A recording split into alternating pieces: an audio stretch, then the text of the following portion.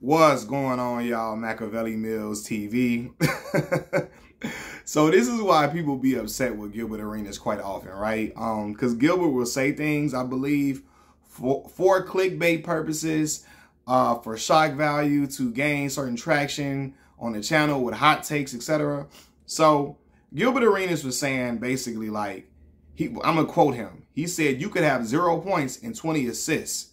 To me, I stopped the fuck out of you if you have 0 points and 20 assists." Brandon Jennings, on the other hand, said, "No, you didn't stop him. 20 assists is 40 points. And I am in 100% agreement with Brandon Jennings." Like, bro, what are you talking about, Gilbert? Like, and see, this is why the young shorties, the young kids get lost in the sauce with just scoring being the only way to affect the game. Like, you all, and Gilbert knows this. He's a basketball player. He knows this. Scoring is not the only way to dominate a basketball game. Scoring is not the only way to dominate a basketball game. Like, some of the most revered players and respected players in the NBA, especially like point guards, like them dudes, a lot of them were not 30-point scorers consistently. They had 30-point games and all of that, but they weren't guards that you just know was going to light you up for 40. They wasn't Kyrie Irving like 40-point weight, 35 and 4 or 40-point game waiting to happen. Even though they probably had those games a few times in their career and all of that, like, no.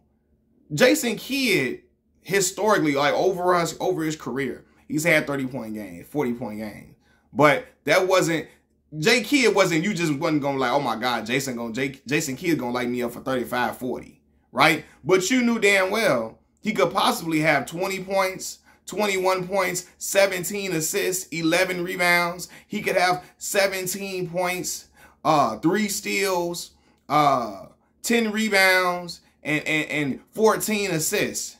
That's a dominant game, regardless of him not scoring 30 or not.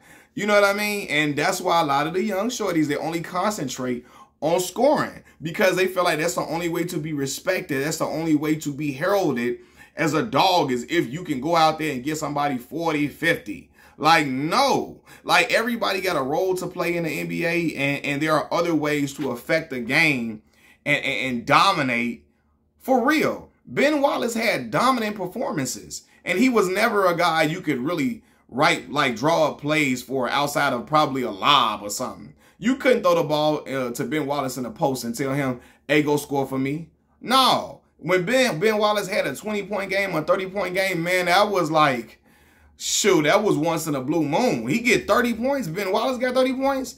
That's like seeing a dang on asteroid in the air. That's like seeing a flying comet. That was rarely going to happen, right? But he still had stat lines that were crazy. Like, I got it right here. Ben Wallace had a game where he had 13 points, 28 rebounds, and 6 blocks. That is a dominant performance. 13 points, you know, that's solid. But 28 boards, and ain't no telling how many of those were offensive rebounds where he was getting his team a second chance to score the ball, right? Then six blocks. You stopping, you rim protecting, stopping people from coming into the paint, stopping them from getting easy layups or easy dunks. That matters, man. Ben Wallace had another game, 15 points, 11 rebounds, 5 blocks, and 3 steals.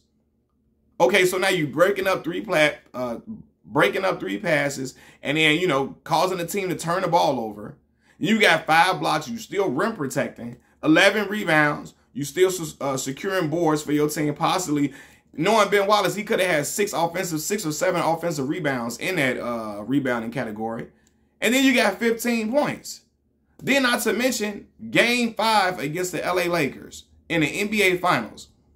Ben had a game where he had, in that Game 5, he had 18 points and 22 rebounds while guarding Shaquille O'Neal at 6'7.5", because Ben Wallace was not really 6'9".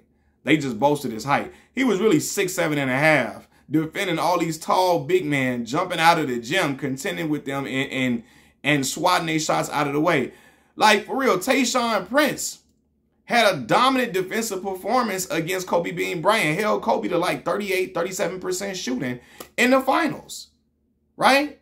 Now we're going to talk about another point guard, Isaiah Thomas. Now Zeke, now I'm going to say Zeke a little different. Zeke was the primary scorer on his teams that he was on, right? But he also was the leading assist man. Zeke had a season where he averaged 21 a game. Right now, 21 a game back then was tough. Like now, 21, people are like, oh, okay, that's cool. Back then, it was only 20. It was only one 20-point scorer on a team back then. Really one. You had two, that was extremely lucky. The next dude after that, it was one dude that was averaging 23, 24. The next dude under him was averaging 18 or 17 or something like that. Zeke had a season where he averaged 21 points and 14 assists a game, 13.9, 14 assists a game, rounded up. That is crazy. You feel me? Then he's stealing the ball, all of that.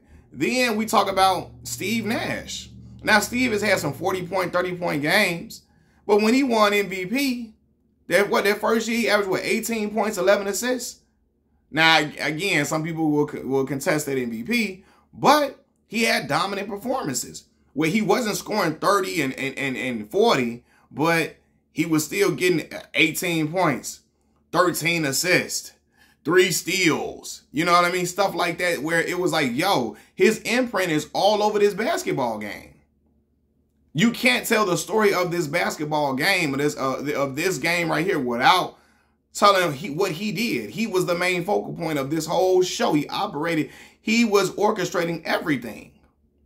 You know what I mean? So Gilbert got to stop doing it because, again, that's going to have these young shorties thinking that point guards are just supposed to be scorers.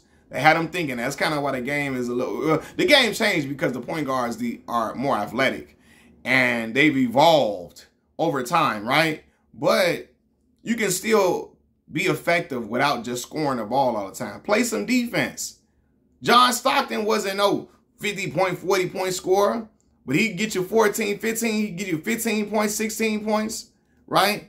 And get you 15 assists and 4 steals to go along with it. Sure, I think John is the all-time NBA steals leader. So you can't tell me he wasn't dominating games just because Karl Malone was the dude that was scoring 30 and 40. He was dominating games too, you know? So Gilbert, I know what he's doing. Hell, Andre Miller had some performances where he was 16 points, 17 assists, you know, 3 steals, 4 steals, stuff like that. And Andre is not even revered as much as a Jason Kidd, Steve Nash, or John Stockton, Isaiah Thomas. Andre ain't nowhere near as revered as them, but Andre had a very respectable, very good career. Very good career. He was never a superstar, but he had some great performance. He even had a game where he scored like 55 points or 52 or 55 before, right? In his older age with the Portland Trailblazers, I believe. You know, so Gilbert know better, man. He's just a hot take machine because that's how, you know, in order to be big on you, because the Gil's Arena is super popular. And in order to, I guess, keep being popular in his space or keep gaining subscribers, sometimes people feel like they have to be extremists and they have to go to the most extreme to, I guess, get people to click. But Gilbert knows better. He knows better. He knows it was other players he saw play that were dominant and they were not 30-some point scorers. You feel me? So, and honestly, and I don't agree with Steven Jackson on a lot of things or on everything. Some things I do. That's why Steven Jackson was like, yo, like scoring is not the end-all be-all. Some dudes just were scorers. They weren't hoopers, right? And I'm not trying to invalidate Gilbert Arenas because he was a dog. And I'm talking about he was breaking my Chicago Bulls hearts plenty of times in the playoffs and all of that, playoff games, everything, right? The hibachi, Agent Zero. I know what he was and how he could really, really fill it up, how he could really score. He was a bucket getter without question. But, man, there's other ways to get busy on the court. There's other ways. And everybody not going to be a 25-point per game score, 30-point per game score. Some dude's going to be, you could be a 18, 17 a game score with 11 assists and get you a couple of steals and block you a shot or 2 or 3. Like I remember when Lonzo Ball first came to the Chicago Bulls before he got hurt. Lonzo was having 3 steals, 2 blocks, 10, 11 assists, 14 points. Dominant performance. He did everything on the court you could do. He stole the ball a few times, blocked a few shots, got a great amount of assists, scored some points. You know what I mean? Limited the turnovers, all of that. Like, come on, man. So, and rim protected. It's like, he probably didn't even get some blocks sometimes. Some of the, you know, but he still was making defenders, making a point guard he was guarding, alter their shot to where it wouldn't go in. So that stuff matters too, man. And I like young shorties, because again, everybody focus on just having an offensive bag. And I want to be able to score like this and score like that. And scoring is a big part of basketball. It is what you get glory from most of the time. It is. Glory comes from the scoring part of it, honestly. But you need to have a well-rounded game in order to stick around all along, or even to earn a spot sometimes. Because in every situation, a young kid is not going to be the primary scorer on the team. He could be a very good scorer, but you might go to a team where another dude is a great scorer. And they probably got 2 great scorers already on the team. You're going to be third fiddle. What you going to do to stand out? You going to be that man setting them up for high percentage shots? You going to be that one playing hellacious defense? You going to be the one getting some steals, blocking some shots? You going to be the one making sure you don't turn the rock over? You know what I mean? So it's other categories to affect the basketball game, man. That's all I'm saying. And Gilbert tripping. I'm with Brandon Jennings on this. Like, bro, you get 20 assists, that's 40 points. Machiavelli Mills TV, I'm out. Peace.